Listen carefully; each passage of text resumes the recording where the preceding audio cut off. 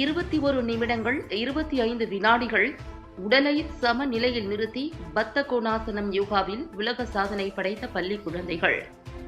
தருமபுரி மாவட்டம் பாப்பிரெட்டிப்பட்டி அருகே உள்ள அச்சீவர்ஸ் அகாடமி தனியார் மெட்ரிக் மேல்நிலைப் பள்ளியில் யோகா நிகழ்வு நடைபெற்றது.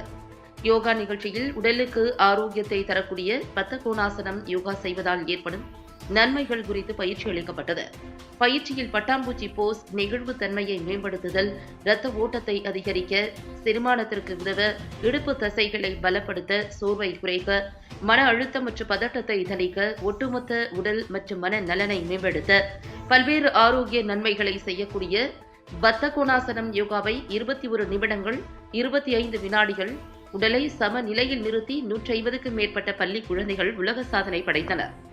சோழன் உலக சாதனை புத்தக நிறுவனம் இதனை புதிய உலக சாதனையாக அங்கீகரித்தது. சாதனை படைத்த பள்ளி குழந்தைகளுக்கு சோழன் உலக சாதனை புத்தக நிறுவனம் சான்றிதழ் வழங்கி சிறப்பித்தது.